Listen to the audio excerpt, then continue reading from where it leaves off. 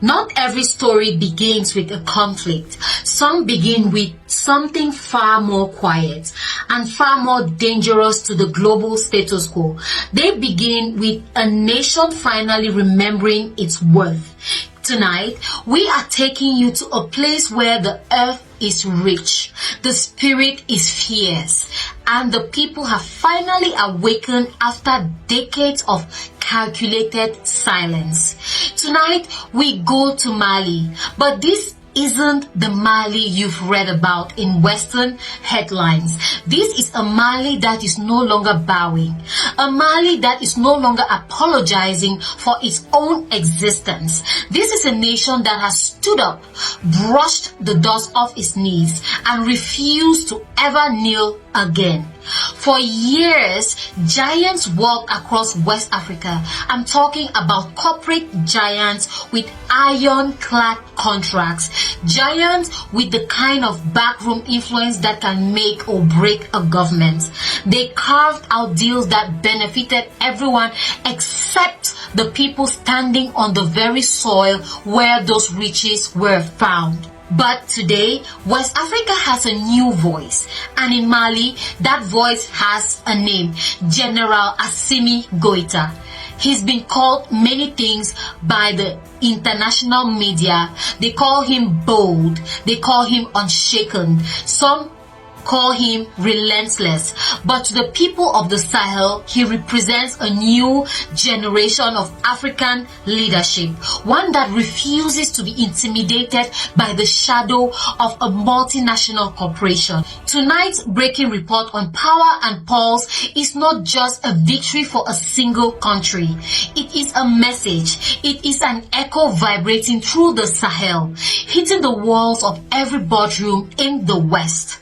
Mali will no longer be controlled. Mali has just brought one of the biggest mining corporations on the planet to its knees.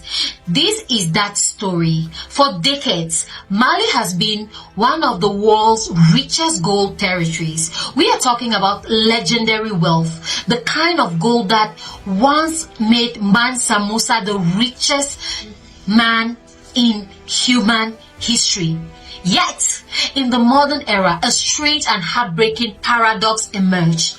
Mali, a top-tier gold producer, remains stuck among the poorest nations on earth. How is that possible? How do you sit on a mountain of gold and still struggle to build a school? The answer is simple, but it's hard to swallow. The goal was Mali's, but the profits? The profits lived abroad for years. Mining giants operated under old administrations that granted them unbelievable advantages. We are talking about tiny tax payments that were basically tips. Smaller royalties that didn't even cover the cost of the environmental damage. And trickle-down benefits that never actually trickled down. In some cases, the Malian government's share was so low it barely reached 8%. Think about that for a second. Imagine you own a house sitting on a gold mine. Someone comes in, digs up your basement, hauls away $1 billion in gold, and hands you $80 as they leave. That wasn't business. That was legalized extraction. Mali's former leaders signed deals that left the nation with scrapes while foreign companies carried out billions of dollars in production. Among the biggest players was Barrick Gold, a Canadian mining titan and one of the largest in the world. For years, Barrick operated in Mali with almost unquestionable power. They had stability, they had influence, they had the old system on their side. But everything changed when a new administration arrived in Bamako. When Assimi Goïta came to power, he didn't just change the guards at the palace. He changed the rules of the game. He made it unmistakably clear. Mali is no longer a playground for exploitation. A sovereign nation controls its resources. A sovereign nation negotiates with dignity. A sovereign nation demands respect. Goita wasn't just talking about supremacy, he was enforcing it. So, by late 2023, the Goita administration did what no one thought possible. They initiated a full forensic audit of mining operations across the country. They didn't take the company's word for it. They went into the books. They looked at the tax filings. They looked at the production numbers. And then they issued the order. Comply with the new laws, pay fair taxes, and provide 100% transparency. Most companies saw the writing on the wall. They realized the wind had shifted. And they renegotiated, except one. Barrick Gold refused. They believed Mali would eventually bend. They thought this was just political theater. They believed that if they applied enough international pressure, the government would compromise. They were waiting for the old system to repeat itself. They were wrong. So wrong. Dead wrong. What followed was one of the most dramatic showdowns in African economic history. A sovereign state versus a global mining titan. When Barrick refused to meet Mali's new requirements, the dispute escalated at lightning speed. Mali took legal action. Barrick counteracted. Courts were triggered. Negotiations broke down in heated rooms. The audit intensified and the international pressure mounted. But General Goita did not blink. In fact, he doubled down. The government ordered that gold output belonging to Barrick could not leave the country. Imagine the panic in the markets. The gold stays here until the dispute is settled. Regulators demanded proof of tax compliance. Authorities intensified oversight. Mining operations faced a level of scrutiny they hadn't seen in half a century. What Mali was saying was simple. You do not run Mali. We do. That message sent shockwaves through the entire industry. For the first time in decades, a West African nation stood firm against one of the biggest mining conglomerates in the world. And Mali was not negotiating from a position of fear. Mali was negotiating from a position of absolute strength. After a 2-year battle, something extraordinary happened. The unbeatable giant returned to the table. Barrick Gold came back, not with demands, but with concessions. They realized a simple truth that every multinational corporation needs to learn. You cannot defeat a sovereign nation that refuses to be intimidated. Mali was not giving up its resources, and they certainly weren't giving up their respect.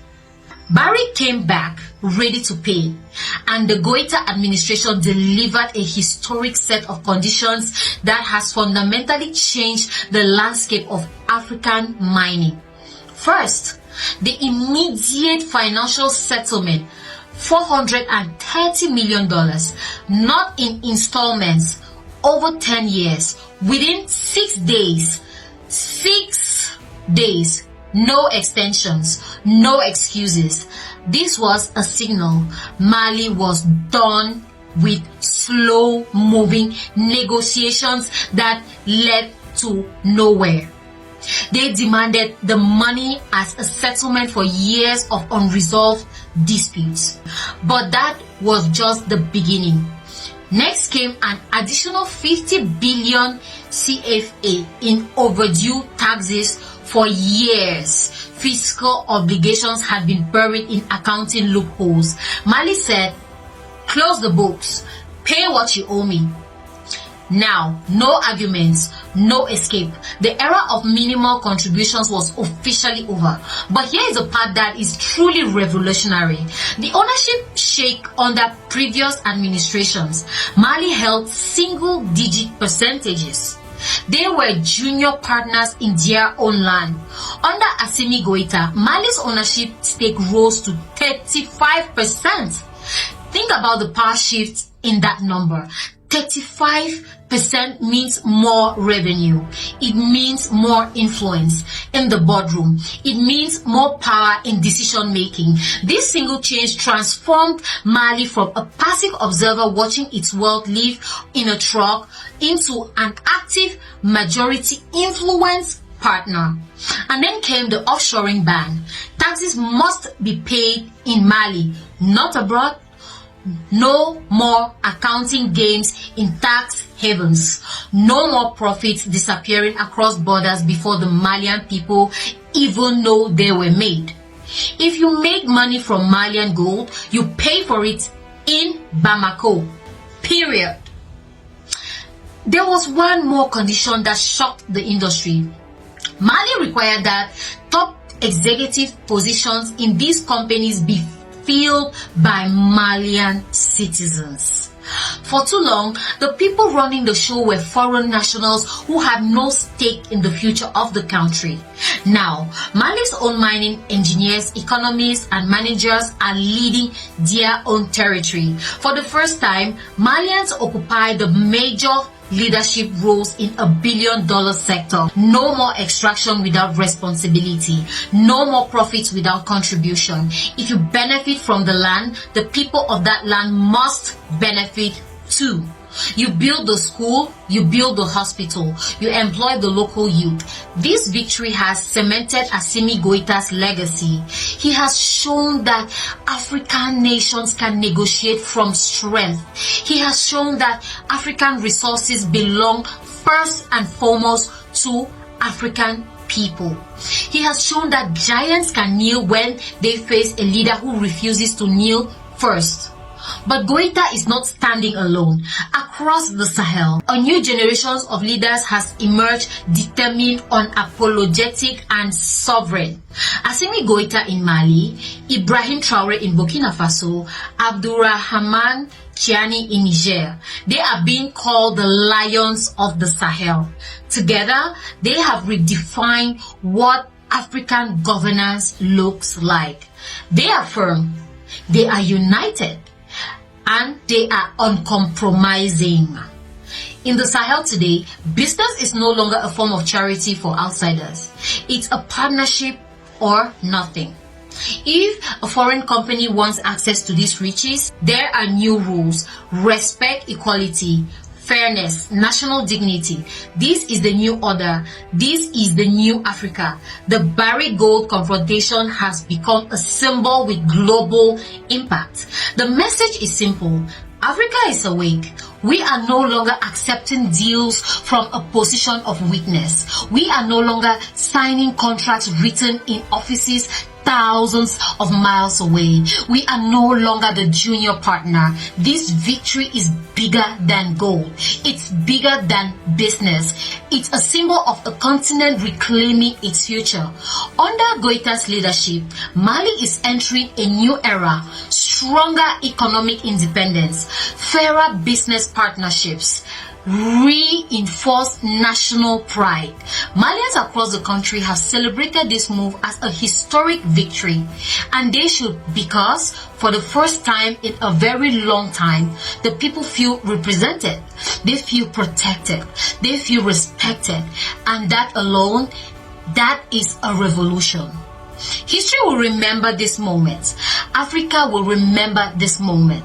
Future generations will look back and say, this is when Mali reclaimed its gold. This is when Mali reclaimed its pride and its power. And to every multinational corporation watching this, the message is clear. If you want to do business in the Sahel, come with respect, come with fairness, come with transparency, or don't come at all. Don't come at all. Mali has spoken, and the lions roar.